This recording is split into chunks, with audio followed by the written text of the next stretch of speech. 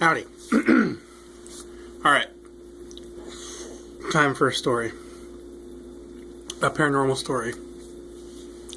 I actually realized after the last video I have other stories to tell, but I will save those for next year or some other point in time. I guess next year is another point in time. The point is they won't be in this video. So, let's see. 20 years ago, I was in my other house. I'm pretty sure I mentioned this before. If not, this house that I'm currently in is the one that I live in most of the time. But I have another house in a far off land. Not really. It's maybe like 12 hours away. That house is bigger than this house. And I was in the master bedroom on the second story, sleeping. Because it's what I do.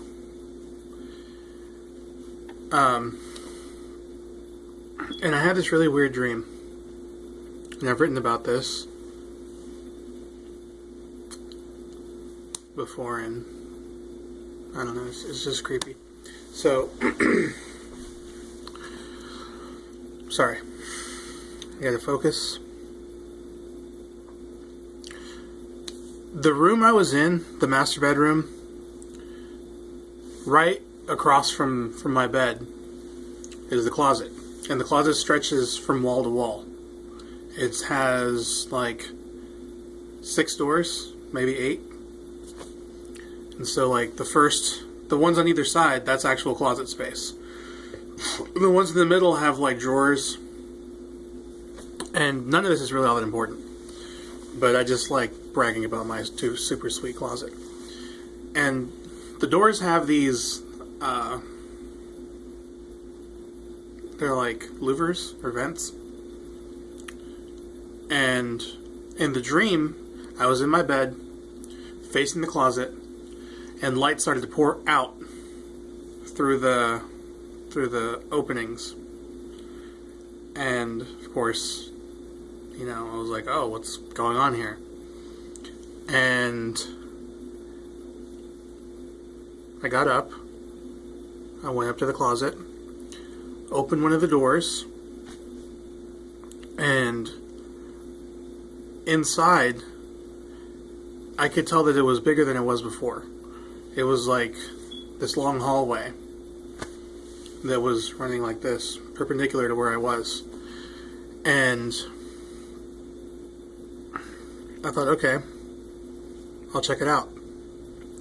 So I went down this hallway that was inside the closet, and I'm going to pause right here to just put something out there.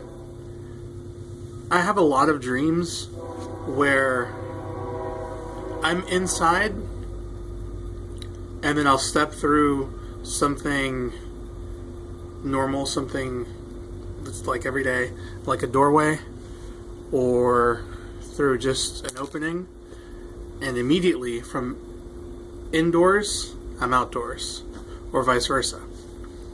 And I don't know, does that mean something? Does anybody know if that is supposed to mean anything in particular?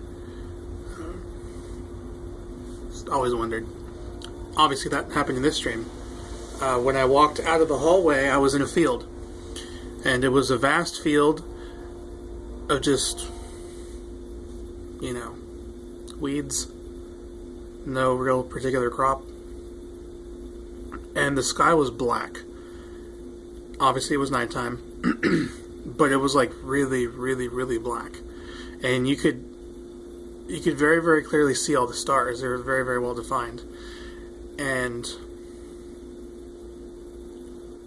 I was able to look up and I could see like a spark coming from one of the stars. And it shot out to another star, and to another, and to another, and to another. And so imagine like a lightning bolt that just keeps connecting various dots. in the sky. And they started to make all these really weird symbols that looked foreign, they looked strange, but for me, in the dream, I was able to,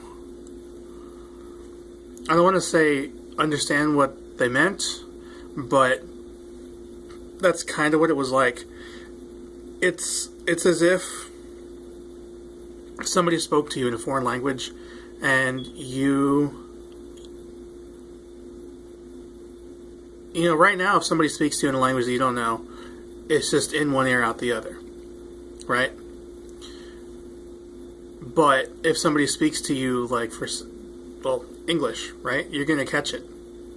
It's very likely that you're going to understand. Even if you're only half listening, you're still going to get the message. So the feeling you have when you hear English, this sense of familiarity, this sense of, I don't need to try that hard to capture the message, that's the same feeling I had when I was looking at these things in the sky.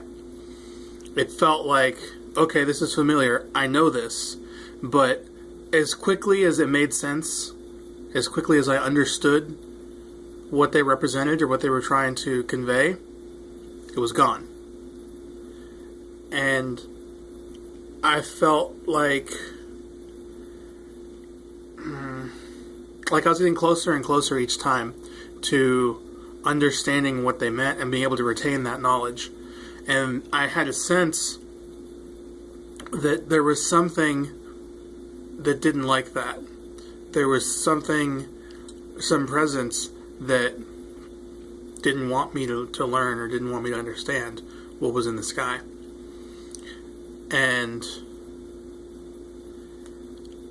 as I began to grip my understanding longer and longer, to the point that I could almost start and actually reading what was in the sky, I was distracted. I was drawn to the field that was in front of me, and I could see this mist, this black mist, just kind of billowing and rolling over the grass, the weeds, the field, coming from the vast expanse. Like, I don't know if you've ever seen The Evil Dead, like the Bruce Campbell one. Something kind of like that happens in it when the evil is coming.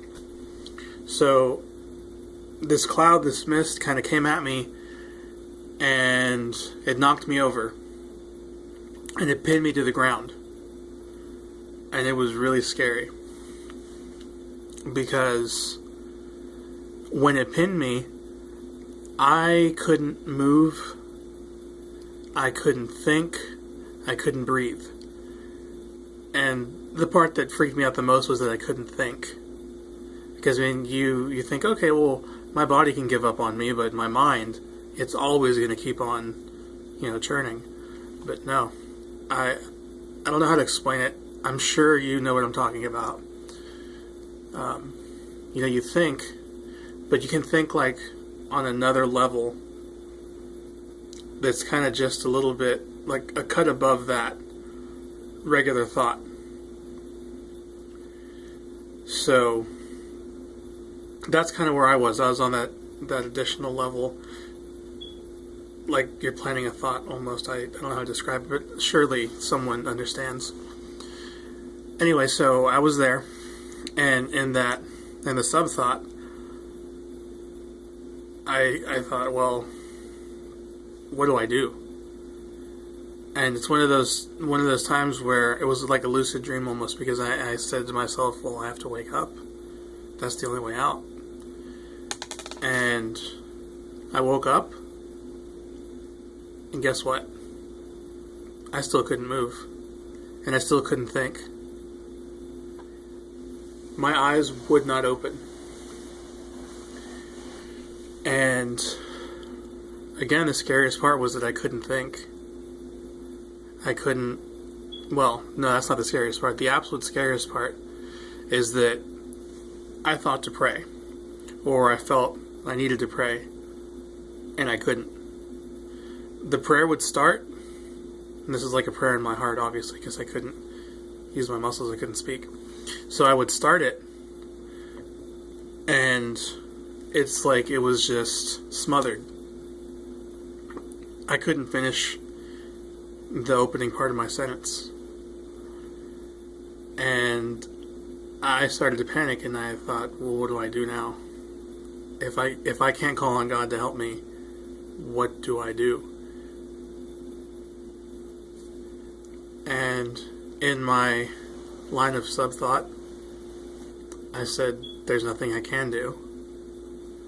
I can't call on Him to save me. I can't call on Him to give me strength to get through this. But what I can do is surrender and trust Him to do whatever needs to be done. And so in that moment, I said to myself, this could be it.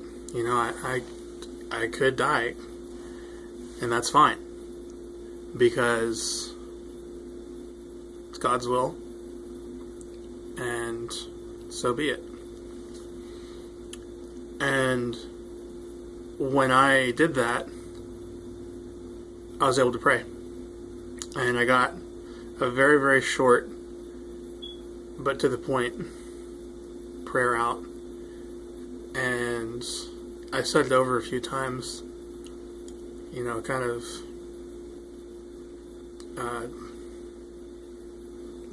panicked still.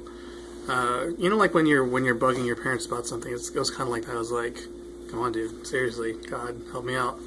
And so I was able to open my eyes, and I was able to get up slowly. I was able to get up, and I went into the bathroom, and there were scratches on my face. It was super creepy. So after that, you know, it's the kind of thing that you would think would change your life, but it didn't change my life. At that point in time, I was inactive, which means I wasn't going to church, and I wasn't necessarily living up to my covenants that I'd made to that point in my life.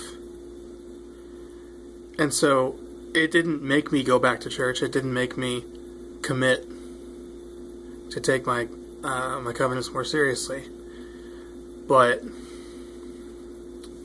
somehow, some way, it definitely did impact me on a very, very profound level that is only starting to surface now. So I think it set in motion something that is reaching its full potential at this point. And it was terrifying, which is something I don't often say. Things don't really terrify me. Things don't really scare me. Honestly, I'm not really afraid of anything, including death. But that was kind of scary. That was in fact scary. And in spite of that, I'm still grateful for the experience I had, because it has made me progress to the point that I have spiritually. So that's it. That's my non-life-changing, life-changing paranormal experience that I had 20 years ago in Monterrey, Mexico. Thanks for watching.